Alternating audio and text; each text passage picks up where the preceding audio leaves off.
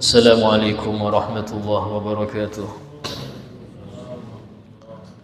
Bismillahirrahmanirrahim. Alhamdulillahi rabbil alamin. Wa bihi nasta'inu ala umuri dunya waddin. Asyhadu an la ilaha illallah wahdahu la syarika lah. Wa asyhadu anna sayyidana Muhammadan abduhu wa rasuluhu la nabiyya ba'dah. Allahumma shalli wa sallim wa barik wa karrim wa 'azzim wa majid على حبيبنا وشفيعنا وقرة أعيننا محمد وعلى آله وصحبه أجمعين. سبحانك لا علم لنا إلا ما علمتنا إنك أنت العليم الحكيم. رب اشرح لي صدري ويسر لي أمري واحلل عقدة من لساني يفقهوا قولي بجاه النبي وآله. قال الله تعالى وقل رب زدني علما. قال رسول الله صلى الله عليه وسلم طلب العلم فريضة على كل مسلم. Alhamdulillah, segala puji bagi Allah Subhanahu wa taala yang telah mewajibkan kita untuk mempelajari ilmu-ilmunya. Dikarenakan tanpa ilmu itu maka ibadah yang mana itu adalah tujuan kita diciptakan tidak bisa terlaksana. Disebutkan di dalam salah satu ucapan ulama, al-amal bila ilm la yakun. Amal tanpa dasar ilmu maka enggak ada. Artinya amal saja tapi enggak ada dasar ilmunya maka enggak ada nilainya insyaallah. Wal ilm bila amal majnun. Belajar saja tanpa mengamalkan majnun, itu kegilaan, bentuk kegilaan namanya. Di sini menunjukkan bahwasanya belajar ilmu agama hukumnya wajib. Dikarenakan ibadah itu tidak bisa untuk dilakukan tanpa dasar ilmu. Karena itulah ulama mengatakan bahwasanya anna awjabal wajibat, paling wajibnya sesuatu yang wajib. Yang wajib itu banyak. Ada sholat, ada zakat, ada puasa, ada berbakti ke orang tua, ada beriman, ya, banyak wajib itu. Tapi yang paling wajib dari semua itu adalah thalabul ilmil wajib. Belajar ilmu yang wajib itu paling wajibnya. Sebab kenapa? Gak bisa orang itu beriman kalau gak ngerti ilmu. Orang disuruh oleh Allah untuk beriman, tapi dia nggak belajar iman pada Allah itu kayak apa sih? Kalau hanya mengklaim saja saya beriman, semua bisa. Tapi iman itu bukan ucapan, iman itu soal rasa, soal keyakinan. Karena itulah harus belajar apa yang Anda yakini. Siapa yang Anda yakini itu pelajari dulu, barulah iman akan muncul. Sama dengan amaliyah Islam, ya, sholat itu wajib, tapi yang paling wajib belajar cara sholat. Orang sholat tanpa ngerti caranya maka sia-sia, dan di akhirat termasuk orang yang rugi. Kenapa rugi? Karena dia menganggap sudah sholat tapi di sisi Allah dia nggak sholat. Dia menganggap dirinya sudah sholat, tapi di sisi Allah dia nggak sholat. Kenapa? Nggak sesuai aturan. Jangankan urusan ibadah, Pak. Orang main bola aja kalau nggak sesuai aturan kena kartu kuning. Kalau tetap nggak nurut kartu merah dikeluarkan oleh wasit. Kenapa? Sudah ngerti bola kok dipegang. Harusnya bola itu ditendang, dia pegang. Ini permainan. Nggak ngerti aturan dikeluarkan. Sholat pun sama, sholat gak ngerti aturan bukan dapat pahala, malah dapat dosa. Karena sholat dia main-main, sholat dia bermain-main. Jika dalam hal ini mempelajari tentang cara-cara beribadah itu hukumnya wajib. Kemudian pembahasan malam ini ya melanjutkan kepada pembahasan yang lalu tentang masalah sunnah-sunnah setelah sholat.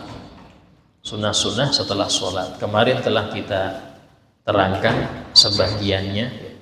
Di antaranya adalah tidak beranjak setelah salam itu tidak beranjak dari tempat duduknya, nggak berpindah tempat, tetap dia di tempat situ. Ya, itu sunnah. Hanya saja menetapin suatu tempat secara umum ini ya, menetapin suatu tempat di masjid hukumnya makruh.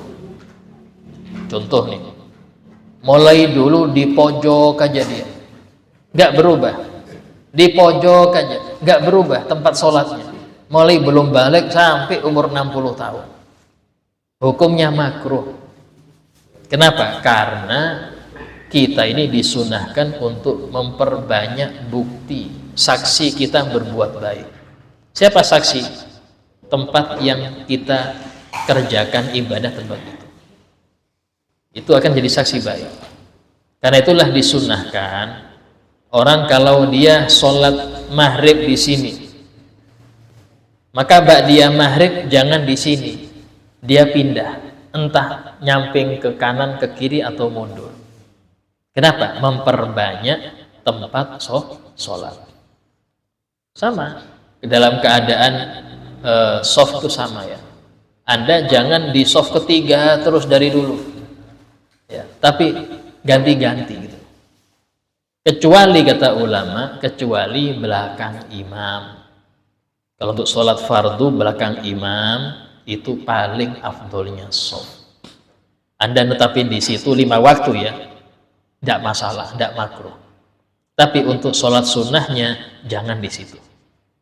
Nanti di situ, ya, mungkin besok di sana, sehingga setiap daripada masjid ini, musola ini, ada tempat yang di situ Anda pernah sholat. Kenapa? Karena setiap tempat itu menjadi saksi kebaikan bagi pelakunya dan menjadi saksi keburukan dari pelakunya.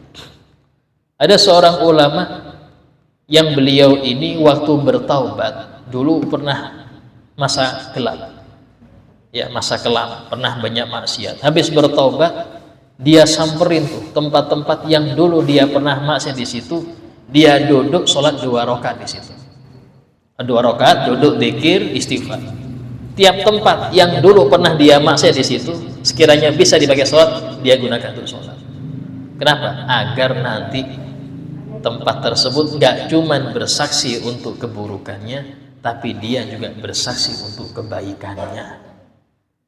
Kenapa? Karena tadi Pak, ya, semua yang ada sekeliling kita jadi saksi. Jangankan benda luar, badan kita aja jadi saksi. Allah Ta'ala berfirman dalam Al-Quran, ya, dalam aku disebutkan inna sam'a wal basara wal fu'ada kullu ulaika kana anhu mas'ula. Sesungguhnya penglihatan, pendengaran dan lintasan hati semua itu akan ditanyai oleh Allah. Gak bisa bohong. Bahkan dalam Al-Quran ketika kulit itu bersaksi akan keburukan yang punya kulit, orang-orang ini ngomel terhadap kulit. Wa qalu li juludihim lima syahidtum alaina. Ini dalam Al-Quran. Dan mereka berkata kepada kulit-kulit mereka, mengapa kalian bersaksi memberatkan kami? Dia marah kepada kulitnya sendiri, karena kulit kemanapun ngikut. Mau dia sembunyi dari orang, kulitnya tetap ngikut. Gak mungkin dia ninggalkan kulitnya. Sehingga dia ngomelin kulitnya, lima syahidtum alaina, mengapa kalian bersaksi memberatkan kami? Qalu antaqanallahu alladhi antaqa kulla syai'. Maka kulit itu berkata kepada pemiliknya, Allah yang membuat kami bicara, Zat yang maha membuat bicara seluruh sesuatu, sampai bumi, langit, udara, pohon, bahkan tembok-tembok yang Anda pernah bermaksiat di depan tembok itu akan ngomong, itu tembok semua akan bersaksi. Sehingga dalam hal ini usahakan perbanyak tempat-tempat Anda berbuat taat, ya. Contoh di rumah, semua di rumah, jangan hanya menjadikan tempat sholat itu di ruang depan aja, di kamar, di ruang tengah, gunakan. Khususnya tempat yang mungkin Anda sering maksiat di situ. Gunakan untuk berzikir, baca Quran. Nggak harus sholat, yang penting amal ibadah. Sehingga nanti di akhirat mereka ini bertengkar. Satu bela kebaikan, satu bela keburukan. Bertengkar. Artinya itu masing-masing punya bukti. Nah, kemudian di antara sunnah-sunnah setelah sholat itu menjadi istighfar. Istighfar ini terserah. Ada yang astaghfirullahaladzim, alladzi la ilaha illa huwal hayyul qayyum wa atubu ilaih. Ada juga istighfar astaghfirullah, astaghfirullah, astaghfirullah. Ada juga istighfar yang panjang, astaghfirullah li wali walidayya wa li ashabil huquqil wajibati alayya. Panjang ada. Silahkan, pilih yang mana silahkan. Kemudian membaca, ini yang dari Nabi ya, saya bahas yang istilahnya itu jangan sampai ditinggalkan. Istighfar, kemudian membaca Allahumma ajirni minan nar. Boleh pakai ajirni, boleh ajirna. 7 kali. Dalam hadis disebutkan, barang siapa yang meminta perlindungan kepada Allah akan api neraka 7 kali, maka Allah akan melindunginya dari api neraka. Itu ada kalimat 7 kali dalam hadis. Karena itulah Allahumma ajirni minan nar 7 kali. Kemudian membaca Allahumma antas salam. Allahumma ya Allah antas salam, engkaulah sang maha penyelamat, antas salam. Wa minkas salam, dan hanya darimulah keselamatan, nggak dari orang lain. Nggak ada hal yang bisa menyelamatkan kecuali engkau. Wa ilaika ya'udus salam, dan semua keselamatan itu kembalinya kepada engkau semua. Ya. Tabarakta Rabbana wa ta'alaita, maha tinggi engkau dan maha agung engkau. Ya dzal jalali wal ikram, wahai zat yang maha agung dan maha memuliakan. Kemudian membaca ayat kursi. Ya, ini yang penting-penting saya sebutkan dulu. Ayat kursi ini sangat afdol. Disebutkan dalam hadis, afdalu ayil Quran ayatul kursi. Paling afdolnya ayat-ayat di Al-Quran yang jumlahnya ada 6.600 sekian, itu paling utamanya adalah ayatul kursi. Sehingga usahakan ya baca itu setelah sholat. Kemudian membaca Allahumma a'inni ala dzikrik wa syukrik wa husni ibadatik. Itu disebut dalam hadis Nabi SAW pernah bersabda kepada Sayyidina Abu Hurairah, ya Abu Hurairah, inni uhibbuk. Wahai Abu Hurairah, aku cinta padamu, aku senang engkau ini. Fakul, maka ucapkanlah, dubura kulli sholah, di setiap selesai sholat 5 waktu, Allahumma a'inni ala dzikrik wa syukrik wa husni ibadatik. Kata ulama mengatakan, orang yang pengen dapat cinta Allah, maka hendaknya dia melazimi dzikir ini habis sholat. Jangan ditinggalkan. Allahumma a'inni ala dzikrik wa syukrik wa husni ibadatik. Karena hadisnya Nabi kaitkan dengan aku cinta engkau Abu Hurairah, maka bacalah ini. Artinya itu, Allahumma a'inni, ya Allah bantulah aku, ala dzikrik, untuk terus menerus ingat kepada engkau, wa syukrik, dan untuk terus menerus bersyukur akan nikmatmu, wa husni ibadatik, dan untuk memperbaiki ibadahku kepadamu. Minta tolong sama Allah. Kita nggak kuat Pak untuk syukur, nggak mampu untuk dzikir terus, minta tolong sama Allah ya. Nah, kemudian habis itu membaca tasbih. Nah, tasbih di sini riwayatnya banyak ya. Saya sempat mendapat kesimpulan daripada riwayat-riwayat tentang tasbih, yaitu tasbih ada dalam Sahih Muslim itu baca subhanallah 33 seperti yang biasa kita baca, hamdalah 33, baca Allahu Akbar 33, dan ditutup dengan la ilaha illallah wahdahu la syarikalah lahul mulku wa lahul hamdu yuhyi wa yumiitu wa ala kulli syai'in qadir. Ya, Itu dalam Sahih Muslim sebutkan. Dalam riwayat lain, dalam Sahih Muslim juga, itu tasbih 33, alhamdulillah 33, dan takbir 34. Pas 100. Ya, tasbih 33, alhamdulillah 33, dan Allahu Akbar 34. Itu riwayat yang kedua. Ya. Dan biasanya zikir ini yang 100 jumlahnya semua itu dibaca sebelum tidur. Disebutkan Siti Aisyah pernah mengeluh kepada Rasulullah SAW capek ngurusin rumah tangga, sehingga beliau itu minta diberi pembantu. Kata Nabi, maukah engkau ya Fatimah, aku beri amalan yang engkau kalau baca ini sebelum tidur, maka semua capekmu akan hilang, engkau bangun dalam keadaan segar kembali. Iya ya Rasulullah, ini ajaran. Tasbih 33, hamdalah 33, takbir 34. Itu usahakan secapek apapun Anda, insya Allah fresh. Itu amalan dari Nabi, ya. Gak perlu jamu, Pak. Ya, gak perlu jamu lagi. 33, 34.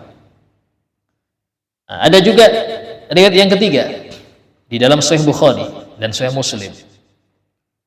Ya, itu sama, yaitu tasbih 33, takbir 33, tahmid 33, sama.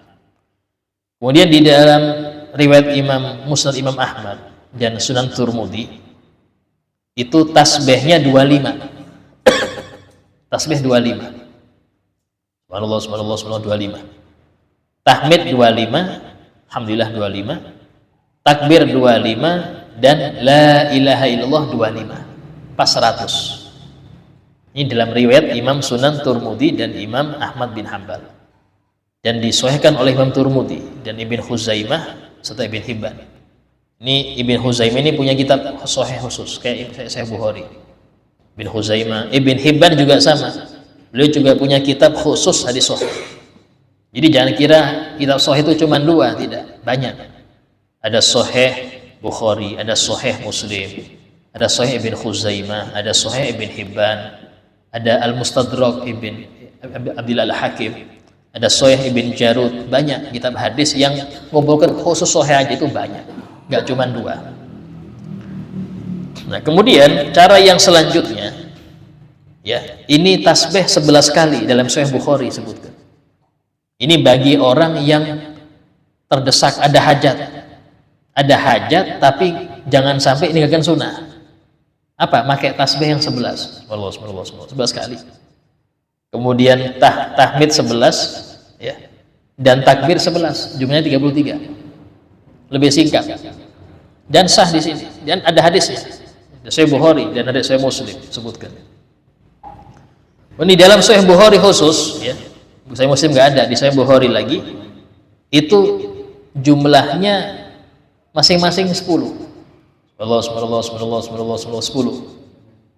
Tahmid 10 dan takbir 10. Ini paling kecil, ini paling sedikit. Intinya dalam ini Nabi SAW memberi kita kelonggaran. Artinya itu jangan sampai Anda habis salam langsung ngacir, habis salam langsung keluar, jangan. Kalau memang Anda nggak kuat takbir 33, 10 aja. Saking Rasul itu jangan sampai habis salam langsung kabur, jangan. Tapi tasbih dulu 10 kali aja. Kalau memang nggak kuat 33 sampai terburu-buru, 10 kali tasbih. Tahmid 10 kali, takbir 10 kali. Itu paling minim sudah. Kalau itu aja nggak bisa, kayak apa kita mengharap surga? Suruh tasbih 10 kali nggak bisa. Ya.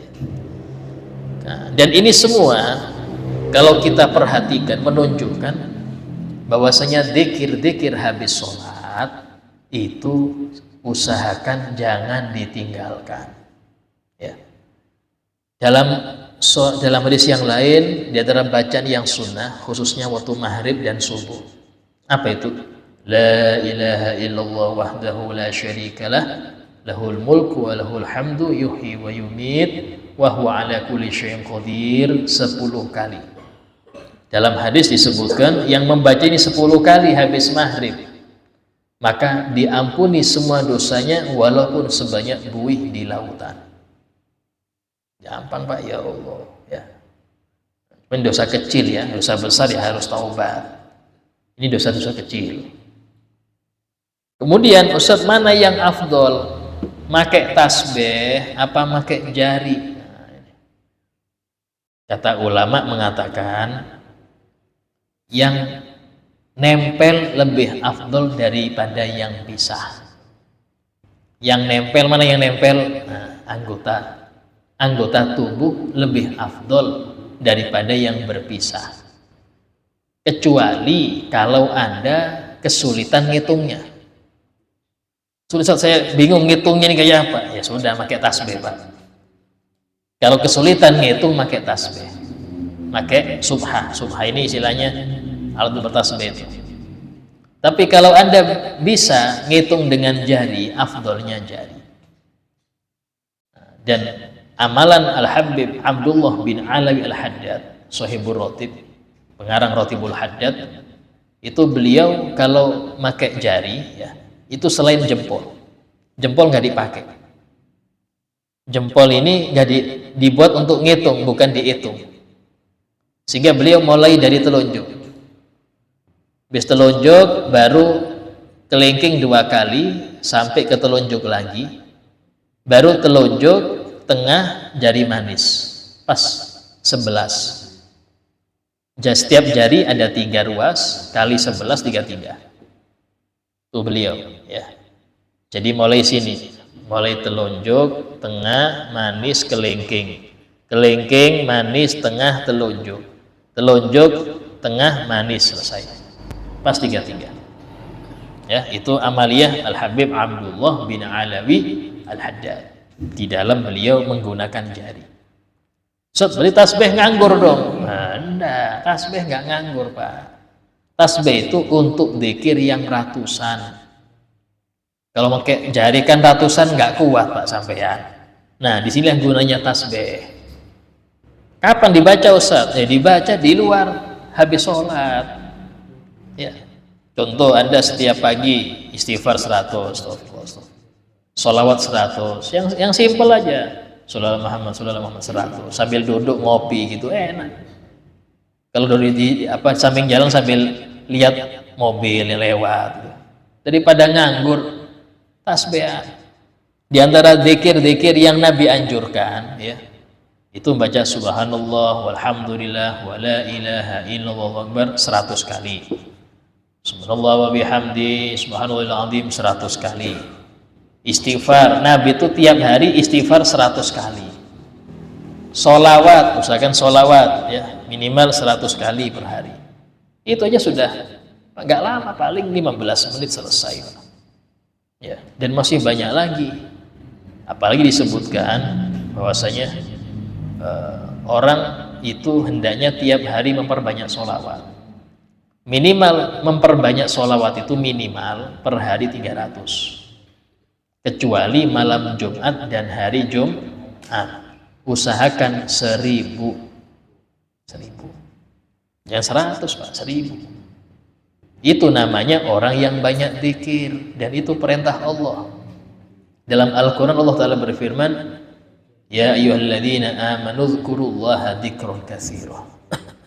Wahai orang-orang beriman, zikirlah kepada Allah dengan zikir yang banyak. Wasabbihuhu bukratan wa asila, dan bertasbihlah kepada Allah di pagi dan sore hari. Artinya apa? Setiap waktu. Jangan cuma habis sholat tasbih ditaruh lagi, jangan. Tasbih di kantong pakai terus ya, itu namanya orang ahli dzikir. Kalau cuma waktu sholat aja baru megang tasbih, belum jadi ahli dzikir. Dan maaf, Allah Ta'ala mensifati orang-orang munafik di Al-Quran itu mereka gak banyak dzikir. Wala yadhkurunallaha illa qalila. Orang-orang munafik itu tidak berzikir kecuali sedikit aja. Nggak senang zikir memang. Bahkan saking nggak senangnya sampai mencibir orang yang berzikir. Wah, ini soal ini tasbihan terus. Yang bilang gitu biasanya munafik. Kenapa? Dia nggak senang dzikir. Saking nggak senangnya sampai benci lihat orang berzikir. Hati-hati. Padahal dzikir ini disuruh oleh Allah diperbanyak, bukan dikit. Nabi SAW pernah bersabda, ada seseorang yang tanya, ya Rasulullah, beri aku amalan yang simpel aja, tapi aku pegang ini sampai wafat. Kebanyakan amal aku nggak bisa ngamal kayak itu. Dikit aja ya Rasulullah, satu aja. Atau kata Nabi. Nabi cuma ngasih satu aja amalan. La tazalu lisanuka rotban bidzikrillah. Hendaknya lidahmu senantiasa basah dengan dzikirkan kepada Allah Ta'ala. Itu aja. Simple. Tapi ya tadi continue, Pak. La ilaha illallah. Bis capek la ilallah. Astagfirullah, astagfirullah, astagfirullah. Capek Anda istighfar, alhamdulillah, alhamdulillah.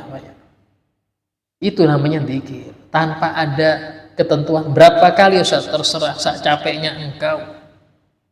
Sak capeknya engkau. Dan orang kalau sudah berzikir, syaitan itu menjauh. Syaitan itu menjauh.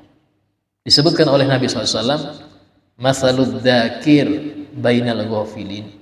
Permisalan orang yang ahli dzikir di sekitar orang yang lalai itu apa? Kamasalil mujahid bainal farin, seperti orang yang maju di medan perang di antara para pengecut. Yang pengecut kabur semua, dia ada yang maju. Jelas kepalanya besar ini. Nabi pernah ditanya, ya Rasulullah, ayyushaimina afdal. Ya Rasulullah, orang yang berpuasa itu banyak, yang paling utama itu yang bagaimana orang itu? Kata Nabi apa? Aktsaruhum lillahi dzikra. Orang puasa yang paling banyak dzikirnya. Tanya lagi, ya Rasulullah, ayul mujahidina afdal. Ya Rasulullah, orang yang berjihad itu banyak macamnya. Yang bagaimana yang paling utama? Kata Nabi, aktsaruhum lillahi dzikra, yang paling banyak dzikirnya. Artinya di sini semua ibadah itu yang paling besar wali ibadahnya yang paling banyak dzikirnya. Tapi tadi ya, dzikir itu ada waktu-waktu yang makruh, yang tidak dianjurkan dzikir. Kapan itu? Pertama, waktu khotib khutbah. Khotib khutbah jangan berzikir, Pak. Kenapa? Ibadah mendengar khotib khutbah itu lebih afdol. Yang kedua, pas pengajian. Ya, makruh dengar pengajian sambil tasbih. Anda khusyuk di mana? Khusyuk dengarkan pengajian apa khusyuk tasbih? Dzikir ada tempatnya nanti. Pengajian paling cuma setengah jam, 1 jam. Sisanya silahkan buat dzikir. Ya, bahkan banyak para ulama itu dzikir sampai ketiduran. Banyak. Kenapa? Karena mereka nggak mau waktunya hilang percuma, nggak ada nilainya, nggak mau. Sambil nunggu sesuatu, nunggu mama SPBU, nunggu antrian ngisi pertama, Anda dzikir, astagfirullah, banyak, Pak. Ya, Ustaz, saya sambil nonton TV boleh nggak Ustaz? Boleh. Daripada Anda lalai sambil lihat bola sambil pegang tasbih. Syukur-syukur kalau sampai kiri kanan berzikir juga gara-gara Anda dzikir. Ya Pak, kelaskan, astagfirullah, astagfirullah. Yang lain dzikir juga akhirnya. Menggerakkan orang untuk dzikir pahalanya besar. Dari sinilah ada kalanya dzikir itu dengan berjamaah, berkumpul. Ya. Nabi SAW itu, ya, beliau ini sering ngajak sahabat itu dzikir. Ya, sahabat itu diajak kumpul, ayo kita dzikir pada Allah. Itu sering. Ya. Model apa ya terserah, dzikirnya apa terserah. Yang penting berzikir. Nah, kemudian di dalam sunnah selanjutnya adalah memperbanyak doa. Disunahkan setelah kita bertasbih itu doa. Doa ini ya paling utama yang berkaitan dengan akhirat kita. Ya, doa yang paling utama doa yang dari Al-Qur'an. Rabbana atina fid dunya hasanah wa fil akhirati hasanah wa qina adzabannar. Rabbana hab lana min azwajina wa dzurriyyatina qurrata a'yun waj'alna lil muttaqina imama. Rabbi habli minas sholihin, itu doa-doa untuk anak ya. Rabbi ufilli wali walidayya waliman dakhala baitiya mu'minan walil mu'minu minat. Doanya Nabi Nuh di surat Nuh. Ya Allah, ampunilah kedua orang tuaku dan untuk orang-orang yang pernah masuk ke rumahku dalam keadaan beriman, serta semua mukmin mukminat yang ada. Itu doa Nabi Nuh, Pak. Karena itulah kata ulama, mendoakan orang tua itu sudah ada di Al-Quran.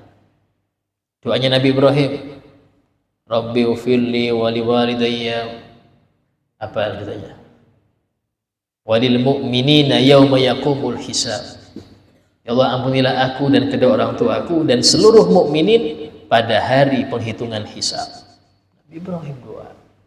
Jadi jangan kira doa ke orang tua itu nggak ada dalilnya. Ada di Al-Quran 2 ayat tentang doa ke orang tua ya. Terus kemudian kalau Anda jadi imam, maka afdol, bahkan kata ulama dibilang harus doa itu untuk orang banyak. Jangan pas jadi imam Rabbi ufirli wali walidayya, terus yang lain siapa? Doanya harus banyak. Rabbana ufir lana wali walidina. Jangan pakai mufrad terus, saya. Yang makmumnya nggak kebagian. Jadi kalau kita berdoa, memimpin doa itu value amim, hendaknya diumumkan, dijadikan doa itu umum ke seluruh ya. Dan istilah dalam hal ini apa, doa urusan akhirat pertama kali, baru urusan dunia. Allah nggak melarang kita minta urusan dunia, nggak melarang. Kenapa? Karena dunia kita untuk akhirat. Kenapa Anda nyari dunia? Ya biar saya bisa fokus ibadah, Ustaz. Karena semua perlu dunia, Pak. Kita ini butuh dunia. Tapi janganlah jadikan dunia sebagai tujuan utama. Karena dia cuman sarana untuk Anda sampai ke akhirat. Rasanya gini, kita mau ke Kuaro butuh kendaraan. Nah, kendaraan inilah dunia. Tapi bukan tujuan kendaraan itu, tujuannya ya Kuaro tadi. Artinya apa? Kalau kendaraannya mogok, cari yang lain. Jangan Anda berhenti gara-gara kendaraan mogok, tidak. Karena tujuan harusnya nyampai. Di sini ibadah itu tidak mesti harus komplit. Anda punya apa, kerjakan. Yang nggak boleh adalah kalau kita terhambat dengan dunia. Sibuk ngurusin mobil nggak berangkat. Sibuk ngurusin mobil nggak berangkat. Ini kapan berangkatnya? Pakai itu untuk menuju kepada akhirat ya. Nah, kemudian disunahkan juga untuk sholat ba'diyah.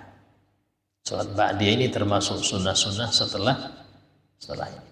Dan disunahkan kalau imam itu berdoa, para makmum mengamini. Orang yang mengamini doa seseorang, maka dia sama dengan yang berdoa. Mungkin Anda nggak hafal doa, mungkin Anda tidak bisa untuk mengucapkan apa ya hajat saya nggak ngerti, Ustaz. Ngomong hajat ini nggak ngerti.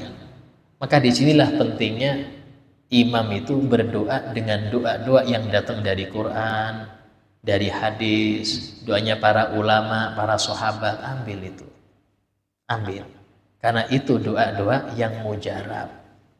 Ustaz, saya mau doa pribadi, Ustaz, tapi bahasa Indonesia. Silahkan, tapi jangan waktu jadi imam ya, repot imamnya Indonesia, jadi imam ya bahasa Arab ya, sehingga dalam hal ini lebih mantap itu demikian. Kemudian sunnah habis doa mengusap wajah. Bahkan jangankan doa, Pak, habis sholat, habis Anda salam, itu sunnah mengusap. Nabi SAW disebut oleh para sahabat, Nabi itu setiap kali beliau salam, maka beliau usapkan tangannya ke wajahnya. Bahkan disebutkan ada bacaan Nabi itu, Allahumma adhib anni al-hamma wal hazan. Ya Allah, hilangkanlah dariku kesumpekan dan kesedihan. Pas usap wajah ini, Allahumma adhib anni al-hamma wal hazan. Itu doa Nabi. Ya. Nah, kemudian disunahkan setelah itu ba'diyah ya. Ustaz, bagaimana hukum salam-salaman? Salam-salaman kayak apa? Salam-salaman itu hukumnya mubah, boleh ya. Tapi kalau dia belum salaman ketika bertemu, hukumnya sunnah. Hukumnya sunnah ya. Kenapa? Karena Nabi bersabda, "Ma min muslimaini yaltaqiyani fatasafahani ya, illa kecuali Allah ampuni keduanya." Tidak ada dua muslim yang bertemu kemudian keduanya ini salaman kecuali Allah ampuni dosanya. Nah, kalau ketika bertemu nggak sempat salaman, langsung sholat dia, maka sunnah salaman tetap ada habis sholat. Kalau dia nggak sempat salaman ketika bertemu, jika sudah salaman waktu bertemu, hukumnya mubah, nggak ada makruh, nggak ada haram ya. Bahkan disebutkan di sunnah dianjurkan sambil sholawat tadi, Allahumma sholli ala sayyidina, di sunnah ya. Kenapa ada dzikir di situ? Nah, ini diantara sunnah-sunnah setelah sholat ya. Ada waktu 5 menit ya. Ada yang mau bertanya, silahkan ditanyakan.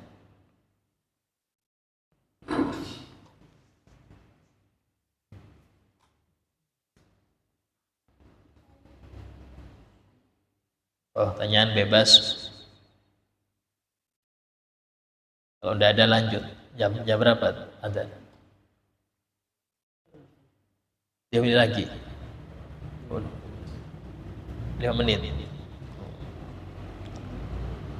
Ya, sedikit kita membahas tentang makruh-makruh dalam sholat ya. Nah, ini pembukaan aja. Yang akan datang akan kita lebih detail. Jadi makruh-makruh dalam sholat itu kaitannya banyak. Pertama tentang waktu, yang kedua tentang tempat, yang ketiga keadaan yang sholat ya. Saya akan bahas yang pertama dulu, waktu. Makruh itu ada kalanya kita dengan waktu. Orang yang sholat di waktu yang mepet, contoh 5 menit lagi adzan asar dan dia belum zuhur, hukumnya makruh dia sholat itu. Tapi tetap wajib ya, wajib tapi makruh. Kenapa makruh? Karena dia mengakhirkan sampai injury time, sampai mau habis.